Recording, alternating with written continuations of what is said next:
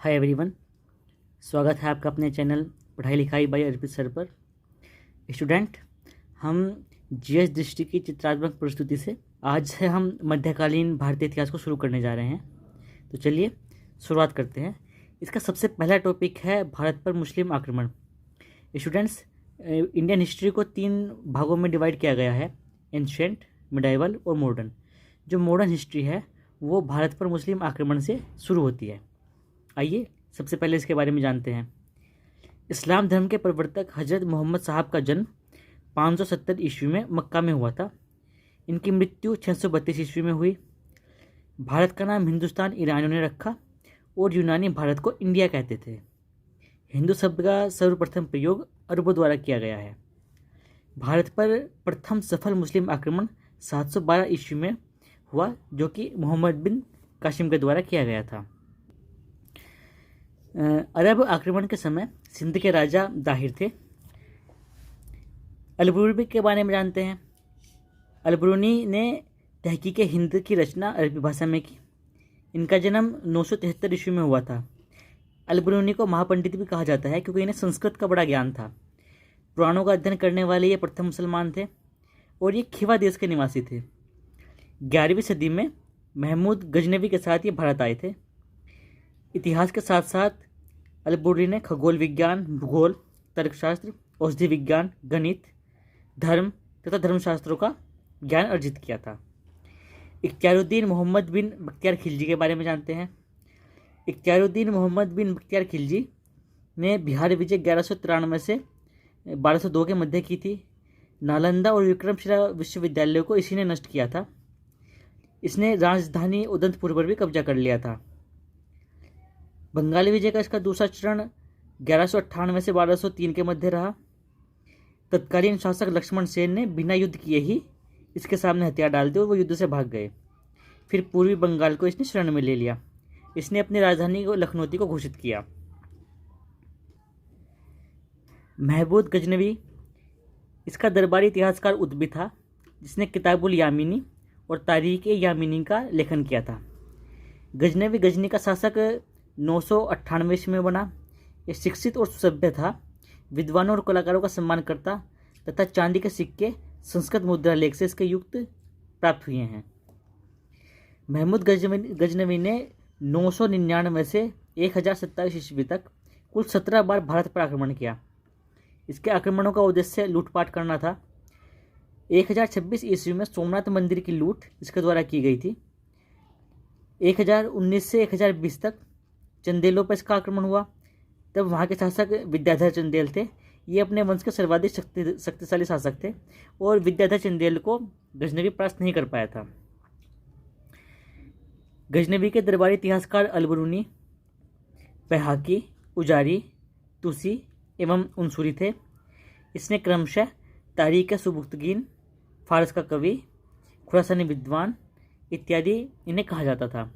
इनके अतिरिक्त असजदी और फारूकी भी इसके दरबारी विद्वान थे। गजनवी के पश्चात मोहम्मद गोरी, इसका पहला आक्रमण मुल्तान पर हुआ था 1175 में। 1178 में इसका गुजरात पर आक्रमण हुआ। भीम द्वितीय, अम्बुलदास द्वितीय, नायिका देवी के खिलाफ इसका युद्ध हुआ, जिसमें आऊ पर्वत के निकट गोरी की भारत में प्रथम पराजय हुई। 1191 में तराइन के प्रथम युद्ध में गोरी पराजित हुआ और 1192 में तराइन के द्वितीय युद्ध में पृथ्वीराज चौहान परास्त हुए और इस युद्ध की वजह से भारत में मुस्लिम शक्ति की स्थापना हो गई। 1194 में चंदावर का युद्ध हुआ। इसमें जयचंद परास्त हुआ। गोरी के जो सिक्के हैं उनमें एक तरफ देवी लक्ष्मी की आकृति है और दूसरी तरफ अरबी में कलमा खुदा हुआ है।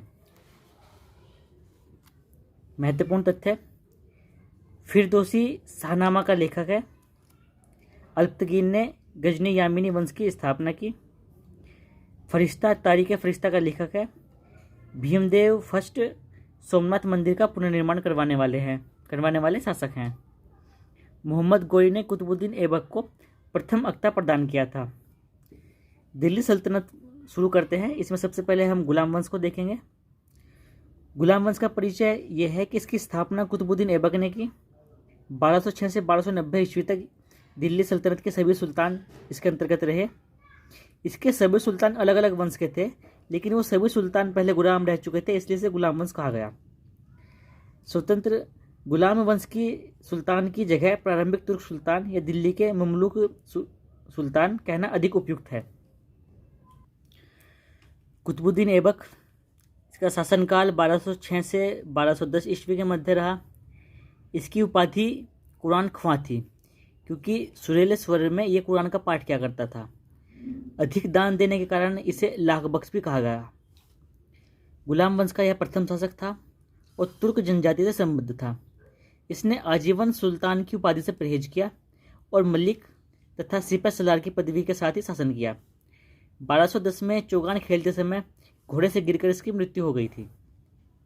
जून 1206 ईस्वी में घोड़ी की मृत्यु के 3 माह बाद इसका राज्याभिषेक हुआ था। इसकी राजधानी लाहौर थी।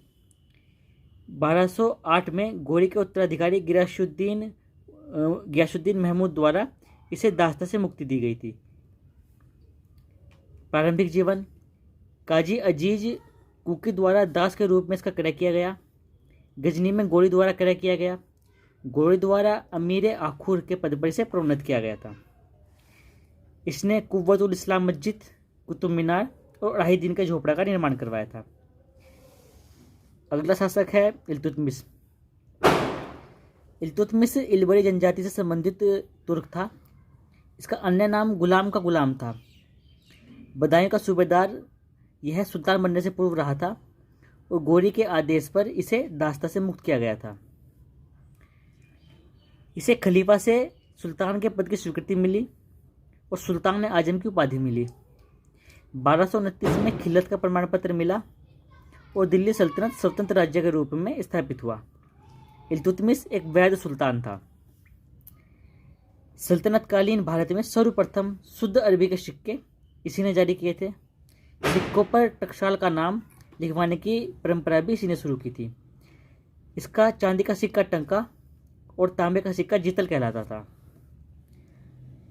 भारत के उत्तर पश्चिमी सीमा पर चंगेज खान का आगमन इसके समय में हुआ था। चंगेज खान के विरुद्ध मंगबर्नी को इसने सहायता देने से इनकार किया था और कुतुब मीनार का निर्माण कार्य इसके कार्यकाल में आके पूर्ण हुआ था।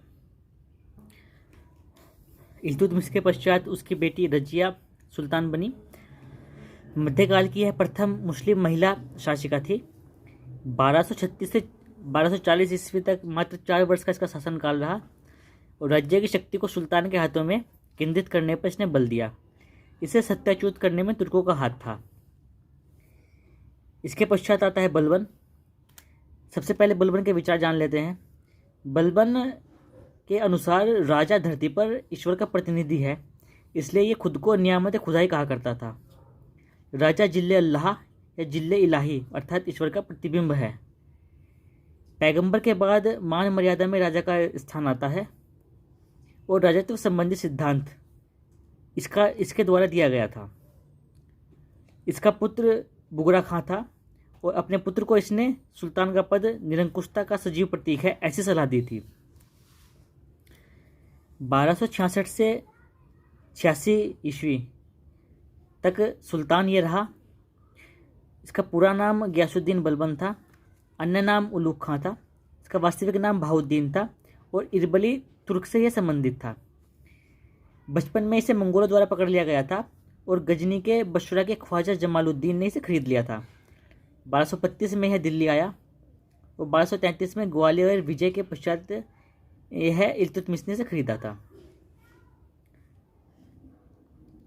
खसदार का पद इल्तुतमिश से प्राप्त हुआ था।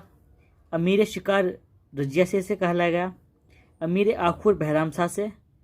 और 1249 ईस्वी में इसने अपनी पुत्री का विवाह सुल्तान नासिरुद्दीन से किया था। इसने शासन कार्यों के अंतर्गत नौरोज त्यौहार मनाने की प्रथा आरंभ की और दीवाने अर्ज जो कि सैन्य विभाग था की स्थापना की। मंगोलों से मुकाबला करने के लिए दीवाने अर्ज की स्थापना की गई थी। इसके सेना मंत्री को इमाद उल मुल्क कहा जाता था, जो वजीर के आर्थिक नियंत्रण से मुक्त होता था। लोह एवं रक्त की नीति इसकी नीति थी। सुल्तान का पद ईश्वर प्रदत्त है ऐसा ये कहता था। सुल्तान का निरंकुश होना आवश्यक है, ये भी इसका विचार था। और इसने अपने दरबार में सजदा और पैबोस की प्रथा आरंभ की थी। खिलजी वंश की स्थापना जलालुद्दीन खिलजी ने 1290 ईस्वी में की थी। राज्याभिषेक जो उसका हुआ तो खिलजी वंश की स्थापना अलाउद्दीन को अमीर तुजुक का पद दिया गया था। अपनी पुत्री का विवाह जलालुद्दीन ने अलाउद्दीन के साथ किया था और इसने उदार निरंकुशवाद का आदर्श स्थापित किया था। इसके पश्चात अलाउद्दीन खिलजी के बारे में थोड़ा जानते हैं। यह प्रथम सुल्तान था जिसने भूमि की पैमाइश कराकर लगान वसूल किया। इसने खुद मुकद्दम और चौधरी जो कि ग्रामीण अधिकारी थे इनसे परंपरागत लगान अधिकारों को छीन लिया था। इसने सभी विशेषाधिकारों को समाप्त कर इनकी भूमि से भी कर लेना आरंभ कर दिया था। उसने उन सभी व्यक्तियों से भूमि को छीन लिया था जो कि मिल्क, राजा द्वारा प्रदत्त संपत्ति, इनाम, इंदिराज, पेंशन तथा वक्फ, धर्मार्थ भूमि आदि के रूप में प्राप्त होती थी। उन सभी को इसने छीन लिया था। परिणाम स्वरूप खालिसा भूमि में इसके कार्यकाल में वृद्धि हो गई थी। खालिसा भूमि वह भूमि थी जिस पर सुल्तान का सीधा नियंत्रण होता था। अलाउद्दीन ने बाजार नियंत्रण अर्थात मूल्य नियंत्रण का नियम लागू किया था। मलिक कबूल इसके अधिकारी थे। शहना बाजार का अधीक्षक था और समस्त व्यापारियों पर नियंत्रण इसके अंतर्गत लगाया गया था। सफलता के लिए कुशल कर्मचारी नियुक्त किए गए थे। इसने घरी कर लगाया था जो कि घर और झोपड़ी पर लगता था। चराई कर लगाया था दुधारू पशुओं पर।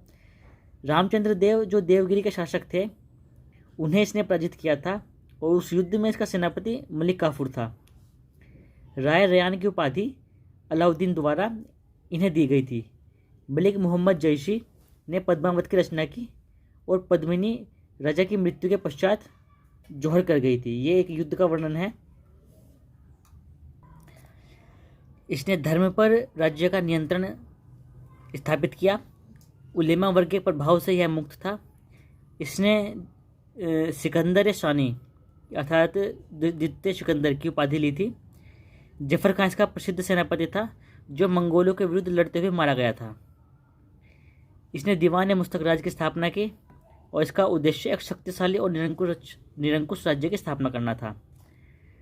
भूमि की पैमाइश के आधार पर इसने लगान वसूल किया और उपज का 50% भूमि कर खराज के रूप में वसूल करता था। भूमि की वास्तविक आय पर राजस्व निश्चित करने वाला यह भारत का प्रथम मुस्लिम शासक था।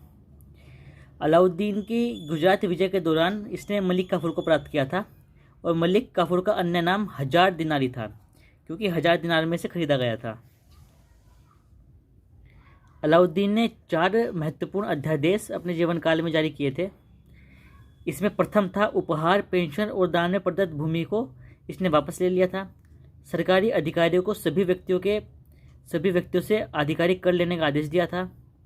इसने गुप्तचर विभाग का गठन किया था। मादक द्रव्यों, शराब, भांग आदि के प्रयोग तथा जुआ खेलने पर पाबंदी लगा दी थी। सरदारों एवं अमीरों की दावतों और विवाह संबंधों पर प्रतिबंध लगा दिया था। अलाउद्दीन खिलजी के पश्चात अगला सुल्तान मुबारक खिलजी था। इसने स्वयं को खलीफा घोषित कर दिया था। इसकी उपाधियाँ अल इमाम, उल इमाम, खिलाफत उल लह थी। इसके पश्चात नासिरुद्दीन खुसरो शाह शासक बना। विरोधियों द्वारा इसके लिए दिया गया नारा था कि ये इस्लाम का शत्रु है और इसके शासनकाल में इस्लाम खतरे में है। इसका शासनकाल 15 अप्रैल 1320 से 7 सितंबर 1320 तक चला। ये धर्मांतरित था और हिंदू से मुसलमान बना था। इसने अपने नाम का खुतबा भी पढ़वाया था। 1306 ईस्वी के बाद अलाउद्दीन खिलजी के समय में दिल्ली सल्तनत एवं मंगोलों के बीच की सीमा रावी नदी थी। जलालुद्दीन खिलजी ने अपना राज्याभिषेक अपूर्ण किलोगढ़ी के महल में कराया था। किलोगढ़ी के महल का निर्माता कैकुबात था। गढ़ मुक्तेश्वर की मस्जिद की दीवारों पर अपने शिलालेख में स्वयं को खलीफा का सहायक बलबल ने कहा है। बलबल का काल 1279 से 79 में बंगाल में हुए एकमात्र विद्रोह का नेतृत्व तुगरिक खाल जो कि बंगाल का सूबेदार था उसने किया था। हालांकि इस विद्रोह को पूर्णतः नियंत्रण कर लिया गया था। अलाउद्दीन के प्रसिद्ध सेनापति जफर खान की मृत्यु मंगोलों से लड़ते हुए हुई थी। सुलेमान और रानी शहबा के प्रेम प्रसंग का उल्लेख अमीर खुसरो ने किया है। भूमि कर को उत्पादन के 50% निर्धारित करने वाले सुल्तान अलाउद्दीन और मोहम्मद बिन तुगलक थे।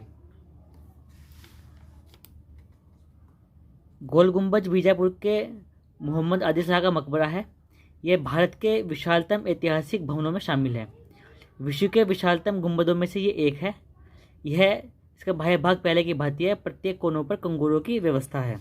तो स्टूडेंट्स, आज की वीडियो में बस इतना ही। वीडियो अच्छी लगी हो तो लाइक, शेयर और सब्सक्राइब कीजिए। Thank you.